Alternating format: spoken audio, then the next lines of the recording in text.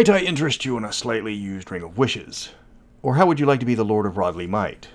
Or perhaps the Rod of 17 Parts, some assembly required, batteries not included. Today's video we are talking about the magic item trade in Mystara. Unlike many settings, Mystara loves the buying and selling of magic items. Entire blocks in both Glantri City and Sundsvall are devoted to peddling magic items, from magic scrolls to bespoken creations that will cost you more gold than you weigh. Not all countries sell magic items, but the ones that do become famous for it. Welcome to Mystara. I'm Mr. Welch, and how's your credit rating? First off, to clarify, I'm talking about the manufacturing and selling of magic items altogether. This is the new stuff, not pawning off some sword +1/+5 against puppies that you found in the Temple of Unjustifiable Naughtiness. These magic items are created for the purpose of getting put on a shelf and getting sold. They are not bespoke items or custom creations. If you are the Lord of Rodley Might and you want a Rod of Lordly Might, you have to go to Hot Rod's Hot Rod Retail Reserve, than just slipping a dwarf a year's income and having him make it for you. So a lot of nations aren't getting mentioned. The most important aspect when it comes to creating and selling magic items is supply chain. If you don't have the means to create the items, you don't have the items.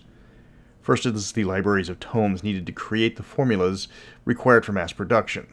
The process to create a dagger +1 is going to take dozens of pages alone describing the materials required, the spells you have to use to enchant it, and the forging skills necessary to put the thing together. The instructions for a dagger +2 are easily double that. Mortals help you if you want to make a dagger +1/+2 versus people who talk in the theater. That's why in the nations with a magical bent, you're going to have bookstores that specialize in acquiring and selling these manuals. Some of the stores are run by the wizard who created the formula, but can't be bothered to create the items. This takes a lot of time and effort for one piece, so after crafting a single magic item, the book goes to the printer and the copies go on a shelf.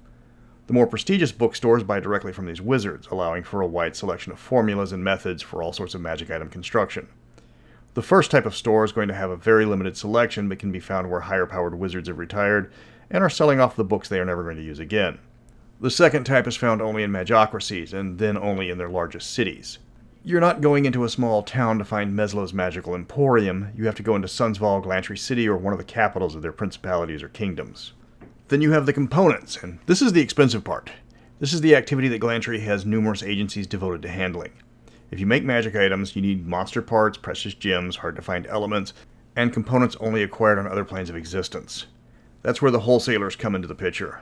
The dwarves of Rockholm need materials only found in places like the quasi-elemental plane of minerals, Bytopia, Archeron, or Taiwan. They have a group that's devoted to recovering these items. Sorain has clans that travel to different regions to acquire needed materials.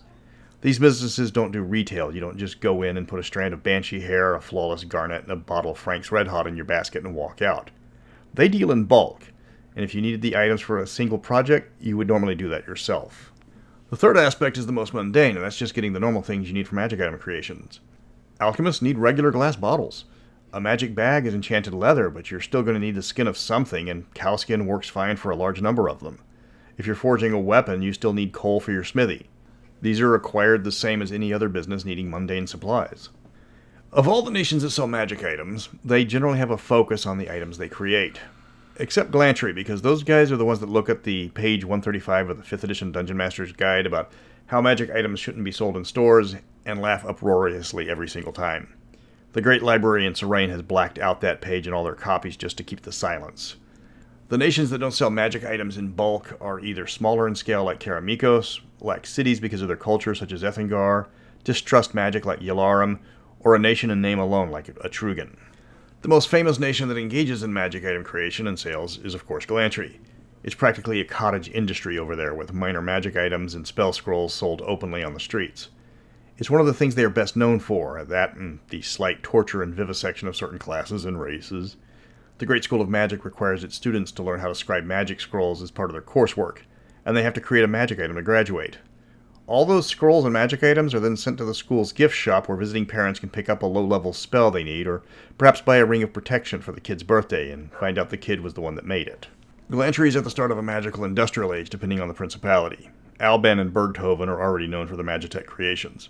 Glantri City is the poster child for the sale of magic items and components. They mass-produce items to the point that the ones they sell are found in bulk at prices that can only be reached through economy of scale. Granted, you're not going to find cleric-only items, and you're going to get some long stares if you pick up that Warhammer +3, but just about everything else is fair game.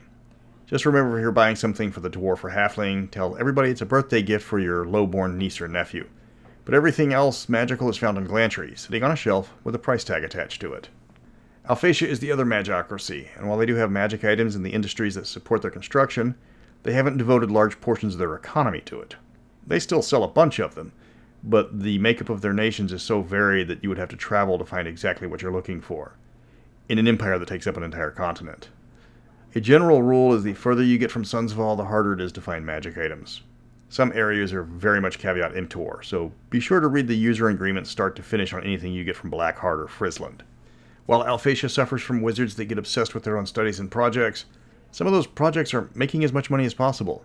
Others hyper-focus on creating a single magic item to make the best version of it ever. They will crank out that single item over and over again, trying to create the best version of a bag of holding. Hannah the Hag's handbag house is going to fund her research by unloading the dozens of pass attempts until she finally gets it right. Her loss is your gain.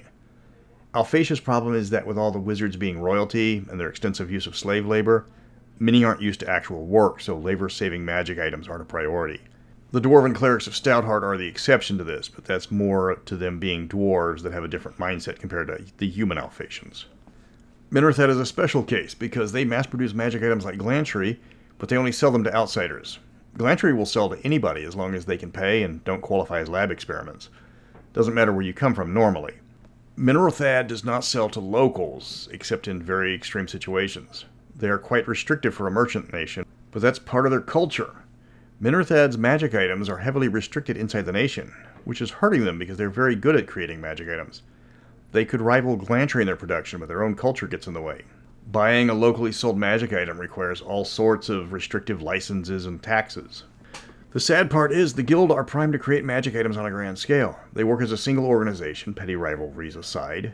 Each guild produces something that contributes to Guild Courser's magic item production. Guild Hammer provides raw materials. The Merchant Sailors Guild provides monsters and magical resources, and then they turn around and sell the magic items to foreign merchants. It's a tightly run process, and a perfect example of Minrothad's pure business mindset. Darrican leaves magic item construction to Glantri, focusing entirely on alchemy and other perishable items. If they want to stock a magic item store, they negotiate bulk purchases from the magocracy and resell them in the large number of countries that don't appreciate Glantri's politics. The Republic focuses on potions and similar that can be easily mass-produced and have to be restocked often. None of the guilds specialize in this, but most of them will buy from the alchemists that create them and put them in guild shops across the nation. Because of the perishable nature of the items, they are rarely exported to other countries. Irendi, strangely enough, has two sources of magic items for sale. The nation itself has a small industry of largely retired wizards crafting comfort items like heated slippers or doormats that teleport away unwanted guests. These are sold in the various resorts or stores that cater to the rich visitors to the islands. The Wizards of Honor Island make a fortune selling magic items they acquire on the elemental plane of fire and resell back to foreigners in Mystara. All these items are quite expensive and flammable, as you can expect. It's a niche industry, but it's one people are willing to pay for. Rockholm makes an enormous amount of enormous magic items, but actually buying one if you're not a dwarf is extortionate. Their magic items tend to be rather mundane, like weapons and armor, or almost modern-day equivalents like bulldozers, trains, or excavators. These creations are industrial strength and every one of them scaled to dwarves. Humans have no need for them, at least according to the dwarves, and only massive amounts of gold will change their mind. Darrican spent a large fortune buying the secret to the printing press. Thyatis did likewise for the purchase of the plans of a rapid-firing light ballista. Serain, of course, lives on magic item creation, though a large number of them are vehicles ordered by rich nobles or powerful adventurers and are outside the scope of this video. But the gnomes turn out large numbers of marginally useful items. If you need to buy one of those common magic items that serve no real purpose other than giving your character something to do, when you have a bonus action but nothing to do with it, they have rows of tacky stores selling nothing but that.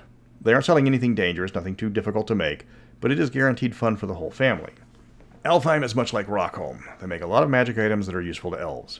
Clan Chosim deals with the few magic items that are put up for sale, and they will gladly sell to foreigners when they can. But they suffer from Glantri being able to produce elven magic items in far greater number. This restricts the sales of items in Alfheim to just between the clans, because the competition is just too steep in Darrican and beyond. That wraps up this long-delayed video. This was a fairly heavy research project, which was part of the delay, and the computer power supply getting replaced didn't help either. Many people think that Mystara is a high magic setting, but those people are just looking at Glantri and Serain. The amount of magic items you will find is entirely dependent on the location. That's what makes this setting better than all the rest of the kitchen sinks out there. Next up is the Heldonic Knights, a topic that I thought I'd covered earlier, but apparently not. If you want to check out the Mystara assets I have created, skip over to freemystara.com for a lot more known world goodness.